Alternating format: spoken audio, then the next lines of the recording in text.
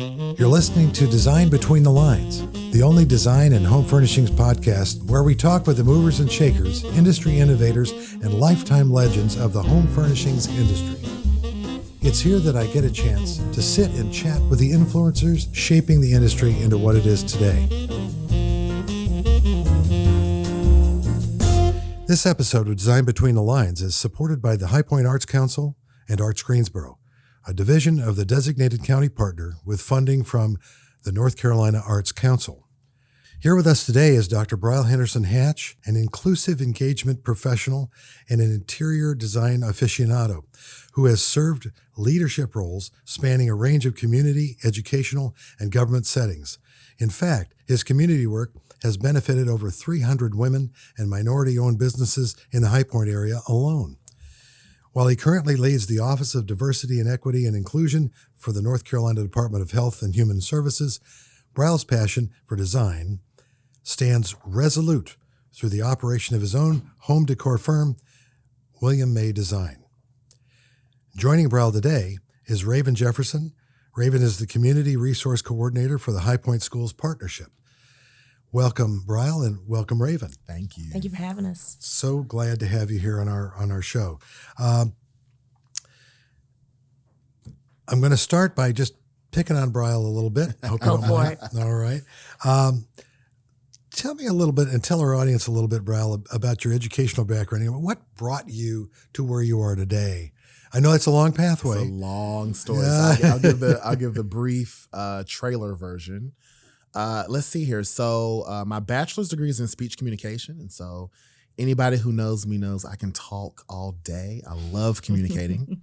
And then I got a master's in education and a PhD in education and leadership, and was going down the traditional path of what my degrees were in. And so worked in higher ed and kind of climbed that ladder. And my passion, though, is in impact work. Okay. And so throughout all my positions, it took me to realize that what made me happy in them was the impact that I was making on the communities in which we inhabit and we were serving. And so that led me to this brand new program called Thrive High Point, which actually indirectly connected me to Raven, as it was the brainchild of her husband and some other leaders in the community. And so Thrive High Point started off as a minority entrepreneurship initiative. And the goal was to support entrepreneurs at every cycle in their businesses. So could it be startup, it could be the person who's looking to scale. And from there, it just kind of grew exponentially. I think now they're almost at 500, but under my leadership, I think we got to a little bit above 350. And it really showed us that High Point has this amazing community of just people who want to grow, want to change things. And, I think that a lot of times when people think of North Carolina, you think of the big cities, Charlotte, Greensboro, Raleigh, but High Point is a jewel. And especially because it has it's the base of this international industry for design. And so I had businesses who were interested in design, myself being a passionate designer. And really it led me to say, okay, I've been helping other people get their businesses going.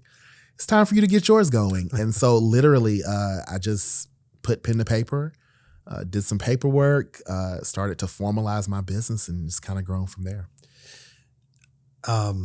You brought me to it was on Main Street not too long ago in High Point, to an event where I met a number of women entrepreneurs. One designer that had part of her shop was opens on. It was a mix and mingle at the Galleria on Main. Yes. Yep. Yeah. And I was amazed. And I was pleased to have the ability to communicate with them and add a little bit of my experience, what little there is in this very empty noggin of mine, to have you checked this? Have you tried that? Have you talked to these people? And always open to that. And one of the things I saw with you, Bryle, and I'm not overly patting your back, but I'm going to say that your communicating skills were in vogue then, and to see you spark ideas among these young people was really, really good. And that's really where we're going to be able to take some things going on with our business. Were there any mentors or people who inspired you as you were in your pathway? Absolutely. I've been blessed to have people who have been just incredibly supportive. And so what makes me love High Point probably even more is that my father grew up in High Point. My grandparents grew up here and lived here for over 60 years. And so my grandfather actually was a commercial designer and artist. And so when he finished North Carolina A&T in the late 1940s, he and my grandmother moved to High Point. And this is before the days of computers and high-tech photography. Furniture companies actually used to hire him to draw by hand sketches of furniture in settings. And so also being a Black man during that time, he could not get a job at any of the large commercial design firms or artist firms here in High Point. Wow. So he started his own business. And so even growing up, as he was getting ready to retire, I used to see him on his sketching and drawing these amazing designs. And I used to play with the markers that he probably was running crazy because these were not Crayola markers, but but it just inspired me to kind of tap into my creative side. And so I think that's probably what sparked my passion, is seeing him draw these amazing couches and, windows and pillows and chairs and rugs that were all sketched by hand. And they're absolutely gorgeous. I still have some, and they're just amazing. That sparked it all. That is a great story, but also you can see your father and you in terms of your drive, and you're not going to let anything get in your way. And absolutely. Which brings me to Raven. Well, Raven, welcome again to the show. Thank you. And let's talk a little bit about, you've communicated with a lot of different people. You're connecting a lot of people in your organization now. But tell me a little bit about what brought you from where you were down your little pathway to today, where you're, the coordinator of High Point Schools Partnership, among other things that you do. Yeah, just a few other things. Tell me a little. So let's take us through that pathway. Absolutely. So I am a High Point native, born and raised here in this community, and first generation college graduate. So I went off to North Carolina Central University in Durham, and ended up getting my degree in recreation administration, because I grew up in Boys and Girls Clubs. I grew up playing rec sports and thought, for me, I want to be able to run those centers and provide the same opportunities for the community as I benefited from. Then quickly learned people who work in rec centers work on weekends and evenings, and that's not the life for me. So I took my programming experience and became a communities and school site coordinator at the middle school I attended here in High Point, and was able to engage with students, case manage students, and work with their families and provide interventions at the school. And my favorite part of that job was the exposure that I could offer to students, because I benefited greatly from the programs I was a part of and the opportunities to travel and see and learn different things. And so I wanted to do the same for the students that I worked with. And so we took a lot of college tours. We did a lot of job exploration and job shadowing. And that was my most favorite part of that job. And then the pandemic happened. I was there for about 6 years and decided to take a chance on myself. While I was getting my master's in higher education, actually, I was going to transition to the university higher ed setting, but decided to get my real estate license simultaneously. Wow. And so did about a year and a half in commercial real estate full time. Which helped me to actually step foot into my first showroom here in High Point. Okay. Believe it or not, born and raised, stepped into my first showroom maybe 2 years ago. Really? Yes. And so that opened my eye to what this industry means to our city and the opportunity of impact it could have. Initially, I immediately thought about the students that I worked with, and if they knew what was in High Point, the jewel we have here, how they could take advantage of it. And so did my year and a half in commercial real estate and landed with the High Point Schools Partnership. And so the High Point Schools Partnership, we are an initiative that's affiliated with the Gifford Education Alliance, and we provide support, promotion, and advocacy for all the public schools here in High Point. So I landed back on that track of supporting schools and supporting students, and now just thinking about the ways and exploring the ways of how we can expose our students to this jewel of an industry we have here in High Point. Wow. I'm going to call what you were doing with the real estate thing is sort of, in football, they call that piling on. I don't know what, but wow, that's, I don't think I could have done that. I bless you for getting through all of that. Thank and you. Coming out on the other side. So that's good.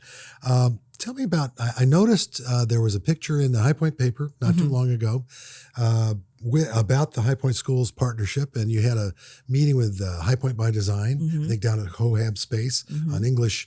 Those of you who've never been to High Point, on English Road in High Point. Great little place to visit if you're coming for any time of year. What was that event about, and why did it take place?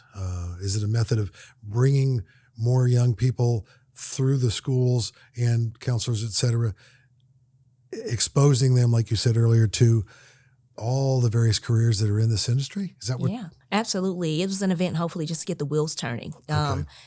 In no way do I have all the answers. I just know that the conversation needed to be started.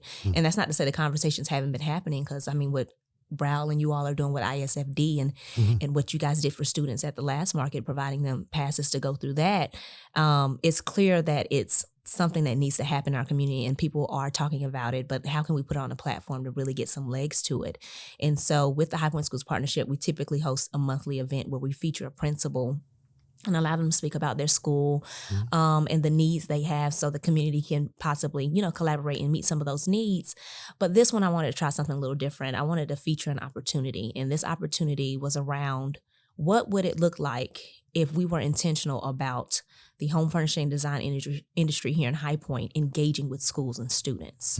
What does it look like to develop programming, to develop field trips, to develop and organize speakers coming to the schools?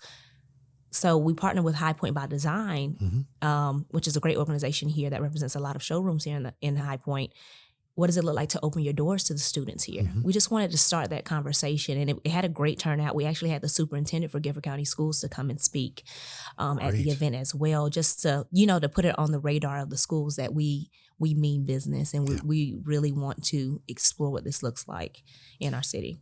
In the school system today, I'm assuming this, and it's a big assumption because I'm not sure, with all the cuts that took place over the last decade, they still have art programs and things that are every day for high school students, or not? Or I mean, at the bare minimum, we have art classes in our schools. I mean, arts are significant to education and to lifestyle, and so it's kind of been wrapped up in that. And instead of STEM, it's STEAM now, right? So science, technology, engineering, arts, it's included in that now. And so we do have art classes. But we do, in particular, have one school that focuses on the arts. We have the Penn Griffin School of the Arts here in High Point, where they focus on many aspects of arts in the on the high school level. So we do have that outlet. But I really want us to look at, not just pinpointing those students who have an interest in the arts or design, because this industry has so many aspects to it. How can we lend a pathway in all of our schools for students to have an opportunity to be a part? Well, I'm going to lay something on you. We're going to have down the road some pretty important designers speaking on this podcast, and I'd love to have questions from students to pose to those professionals who had quite a bit of experience, to have them respond in terms of maybe pathways they can suggest, ways to engage themselves in our business beyond us just introducing the parents and the students by a group this next market and the market after that. Frankly, I'd like, from ISFD's perspective, I'd like to involve them in the Pinnacle Awards that they have every October, so they can kind of see the Academy Awards of furniture design, home furnishings design, firsthand, and meet some pretty big wheels in the industry at that event. So let's try to get together with that. I wanted to. All right, so thank you for explaining that to me and what was going on there, and more power to you. Keep it going. The industry has an association of associations. I talked to you off camera and Mike earlier about that existing never before the pandemic. None of the associations in the industry ever talked to each other prior to 2020. Wow. And suddenly, March and April, nobody to talk to. Everybody was at home. So they started talking to each other, and you have industry associations that now represent hundreds of thousands of people in the industry, from careers stemming from cutting a tree down in a forest somewhere to placing a piece of furniture out of a box in someone's home. 10,000 careers, maybe more, in that arc. So how can we, the one thing that was the key repeating element in the conversations we had over months and now years is that everybody said we're going to age out of current existing talent. Where do we get new young talent from? Where do we get more broader input and energy and engagement from all groups? How do we get that? And I certainly see, the High Point Schools Partnership is an absolute example of with your recent meeting with High Point by Design and having the superintendent visit there. Starting that engagement process is an absolute must. The market's been around for over 110 years, and we really haven't had local engagement with communities and schools and young people who can see a pathway to a career that, as you mentioned earlier, Raven, they didn't even know existed. And until we enlighten them, we can't. So by this podcast, we're trying to bring that out and connect with you all and with the industry. And you're going to be able to go to isfd.org and see information pertaining to that. I'm assuming, Raven, that there's a way for students to engage with and their parents with High Point Schools Partnership in some way. Yeah. Is that existing now, or is that coming down the road? Well, so a lot of our interaction is with potential business partners, because one of our main things is connecting schools with community and business partnerships. So then they can work together. Like internships, maybe? Including that, all things included, volunteers, donations, job shadowing, all the things. And so just the community taking ownership of our schools and being able to fill some of those gaps where you mentioned budget cuts, where the budget's not meeting and where the budget does not allow. So that's mainly who we interface with, are the schools, the leadership in schools, and then the actual partners. But with this initiative and what we're trying to do with connecting the industry, there are some student-specific things that we're looking to do where we'll be engaging with students, because our big thing is, like you said, exposure. We want to find ways that we can create exposure for students, because you cannot be, there are some exceptions, but most people cannot be what they don't see or have never seen before. And so if we can put it in front of them and give them a taste of what we have here in High Point with the home furnishing and design industry, then the opportunities are endless. Certainly, this is not an industry where, as I'm sure some of the students will envision, you're knee deep in sawdust with overalls on. That stopped many, many years ago. And now, these days, they're steam cleaning floors, and it's cleaner than some people's restaurants that they've attended recently. So I would say, more power to you. Go for it. I'm going to bring it back to design for a minute. We'll talk a little bit about this. We talked a little bit about, you've already mentioned goals that you have to connect with the industry. What steps can individuals, what are the next steps to reaching some of these goals? What's the next one you think is probably most doable, I guess? I mean, you've already had the perfect exposure opportunity with High Point by Design. What's the next step in that process, do you think? Either one of you can answer that. I think the first thing is exposure. And I think that is I think Raven hit the nail on the head is, it's really hard to dream when you've never really seen it before. And so I think that if you think about the thousands of students that call the 30-mile radius around us home, and within those thousands of students, there are people who have natural creative abilities, individuals who have all these amazing gifts and talents, and to realize that there is a billion-dollar industry literally around the corner from them that would not only be able to use their skills and talents, but really help it to grow and develop.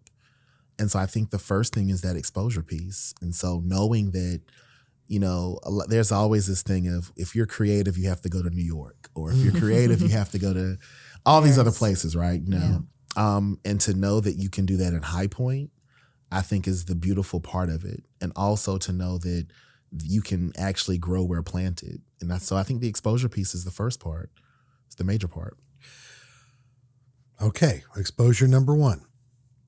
I'm going to take a sidebar at the moment. I'm going to say in today's shifting culture, we often hear the words diversity, equity, and inclusion. But as someone whose career targets such ideas, yourself and what you're involved in, Raven, right now, and what do they mean to you, both personally, and what does that entail for you in your professional careers? So first speak to the personal and then kind of bring me into and whoever wants to take this first, go for Why it. don't you take it? I knew you were going to do that to me. I mean, it's in your title. So personal, right? Mm-hmm. So personal for me is I'm big on the world is incredibly diverse, and we all bring talents and skills and gifts that our identities really help shape. And so when you think about the broad appeal when it comes to design, the patterns, the colors, the textures, the innovation that goes into it, it really is representative of this diversity of thought, and that a lot of that has to do with identity. And so personally, I feel that when people can be exposed and feel embraced and to bring their full selves to a space, that sparks the ability to give your all and to grow and to have it reflected. And so I think any way we can knock down a barrier or any type of inequity that's relevant, I think we have to do that. And so personally, I feel that if that means, just speaking to a student about an opportunity or letting them know that something's there, I think is major. I think all of us are where we are, regardless of where we are. All of us are where we are because someone took some time to respond to a phone call, an email, take a 10-minute conversation, give us the leg up. And so I think it's, I personally feel like it is my duty to ensure that I give that back to people because it's been given to me. Yeah. Well put. Well put. Raven? Yeah, totally. So for me, that was beautiful. I'm going to try my best to follow up. But for me, in my life, how diversity, equity, and inclusion shows up is providing, a platform a lot of the times for people represented in different spaces to give their perspectives that can enrich an opportunity, enrich an environment, and inform a culture.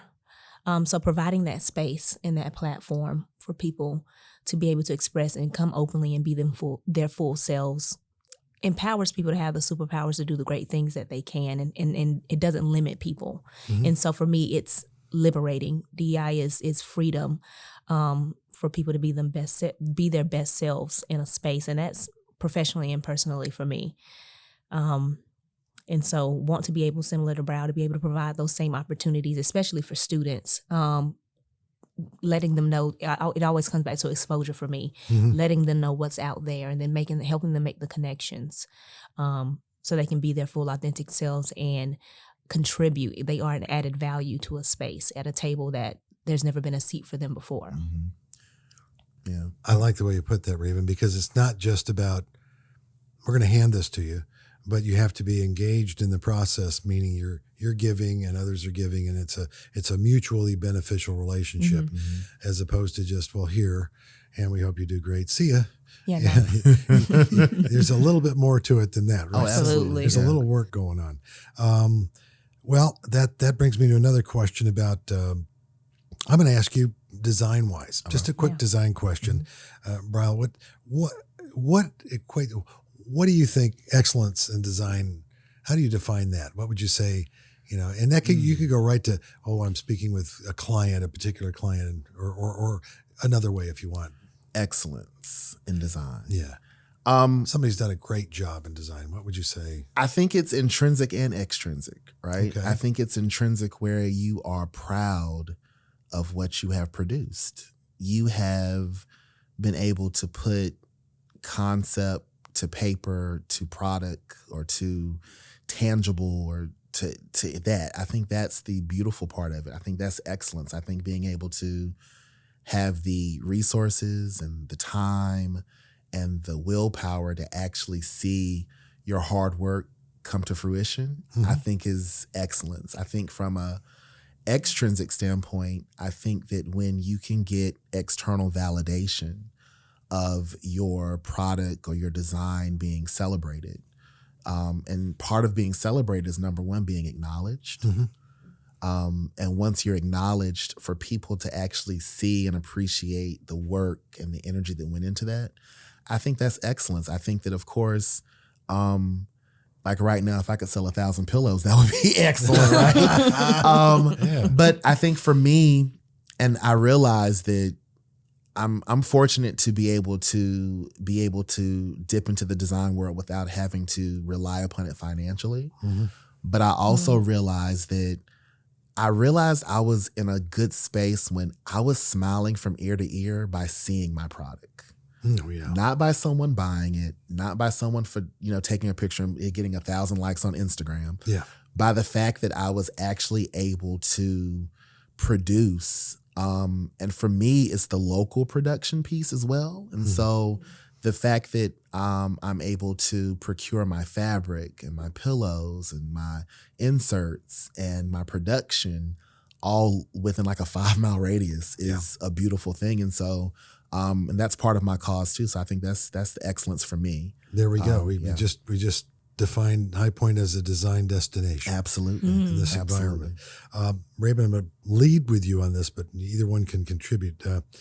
What's the value of providing these educational opportunities, and what steps can we take to make them more attainable? I know we talked about exposure to the leadership in both sides of the industry. So what are the next steps you see as to make them more attainable to students, especially for underserved communities and individuals who otherwise wouldn't be able to afford them if it was done any other way than to just literally join the schools and into this partnership with the industry? Yeah. What we talked about exposure. So what's the next step after the exposure? Obviously some sort of action, I would think. Absolutely. And so putting into motion and planning what it looks like getting students into these spaces and in front of these individuals. And then how can we talk often, Bryle and I have spoken about, CTE programs. So those career technical and education programs that are implemented in schools. How do we design an actual program or pathway for students to be a part, who have expressed the desire in all facets of this industry to actually take advantage of it in grade school? Whether, the professionals would know whether it's best to start elementary, middle, or high.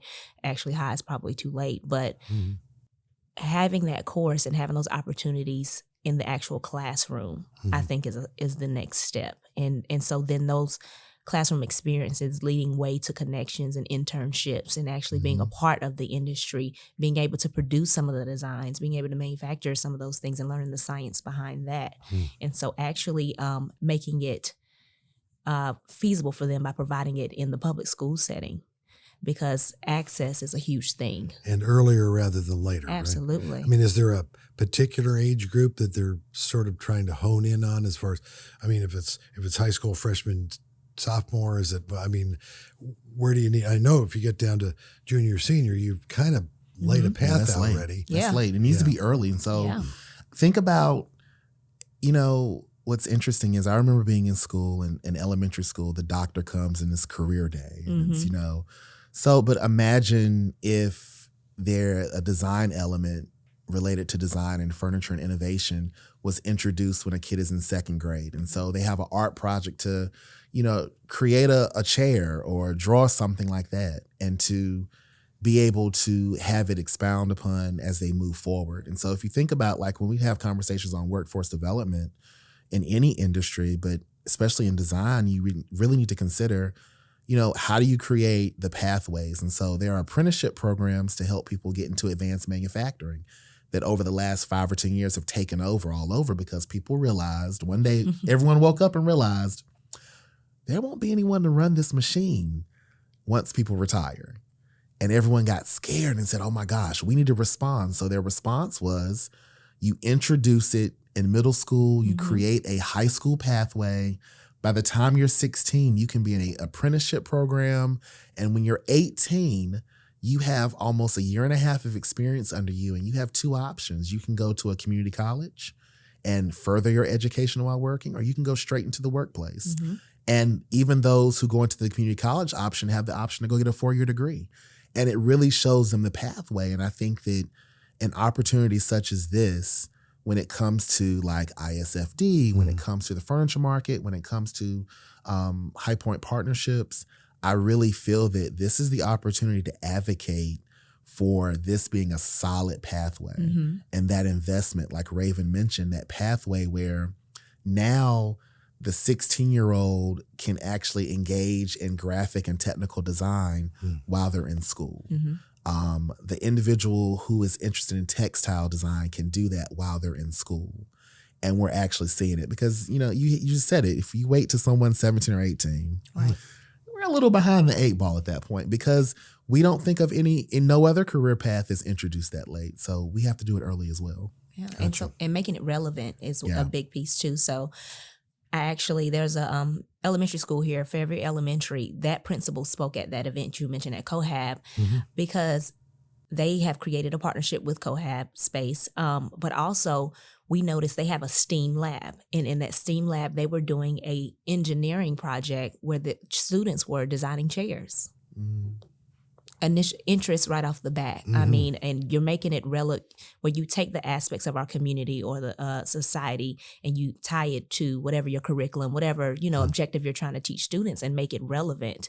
Yeah. It's a great way for us to introduce the opportunities in this industry to our students. The past 4 years have been lots of fun, starting in 2020. How is the global pandemic and coming out of it in this rapidly shifting economic and social climate we're in right now transformed the design and educational landscape? We've mentioned it a little bit. How's it affected outreach programs such as what we're doing now? I mean, you would have never 3.5 years ago gotten all those people in one room without a lot of masking and probably hosing down everybody as they left. I don't know how we would have gotten them together now, but now here they are. Yeah. And they're all interacting. I mean, is this opening up helped a lot more in the outreach programs, especially students in schools? And absolutely. I think one common thing that the pandemic has kind of revealed or showed an opportunity for is collaboration. More people and more organizations are more on board with collaborating, convening. Like you said, the associations who never met before the pandemic. I think it exposed just how fragile society is when we work in silos. And so promoting the opportunity to collaborate to solve social issues, I think is one big plus that has come out of the pandemic because now people are noticing, we need to do something together to be able to make sure our workforce doesn't die out, to make sure we're sustained here and not all our manufacturing is not across the seas where we experience supply issues. And so collaborating to solve our own issues is. Do you find the younger people now, these generations that are coming along since you've even been involved, are each generation is becoming more collaborative than the last? They're not close to the vest, everything. So I'm just going to keep my ideas to myself kind of anymore. I think, there's this thing called entrepreneurial spirit and entrepreneurial thinking. And I think that this generation right now is having that embraced and cultivated probably better than any other generation before, where you can be an independent thinker. And so you have kids now who don't necessarily think about who will I work for. They think about what will I do? And those are two different questions. Yeah. And so I think that's the amazing thing is, and they realize that, it definitely takes a village, but once again, what will I do? How will I make this happen? What impact will I make by doing this? Bringing me to my final question of the afternoon, and that would be, what's your advice to young people and students, professionals, maybe even in a different profession that are young, but they want to make a change. They want to come into the home furnishings industry. Let's talk to students. So primarily, what is your advice to them? You want to go first? Yeah, because you'll probably show me up a little bit. My advice for students is don't be afraid to ask the questions. Don't be afraid to explore. If you're curious about what's behind the doors of all these showrooms, don't be afraid to ask how you can get access to them. If there's a professional you're curious about who's in our city doing market, because you design people look pretty cool walking down our streets. Don't be afraid to ask, what is it that you do? Mm-hmm. How can I be a part of this? YouTube University is a rich place for knowledge. Don't be afraid to research and go beyond, what's right in front of you, and take advantage. There's a lot more offered here in High Point than you think. And so don't be afraid to ask for help and explore your passions. My grandparents used to always say, and I know everyone's heard this, but you can do anything you put your mind to. Yeah. And so my advice would literally be, if you put your mind to it, you can do it. If you dream it, you can do it. And so even if it's not the most practical decision for a career, if it's not the most respected on the totem pole, so what? If you dream it and you want to do it, you can do it. You can do it. Well put. Well, Dr. Bryle Henderson Hatch, I told you. Jefferson, it has been an absolute pleasure to have you on Design Between the Lines. Thank you for being my guest today. Thank you for having us. Absolutely. And thank you for imparting some really great words of wisdom to our listeners. Thanks again. Thank Absolutely. you. Thank you. Design Between the Lines is produced by Element Studio with the International Society of Furniture Designers. We record in High Point, North Carolina. To find videos of these podcasts, be sure to subscribe to the International Society of Furniture Designers YouTube channel. To learn more about ISFD, visit isfd.org. And don't forget to subscribe to hear more industry stories of Design Between the Lines.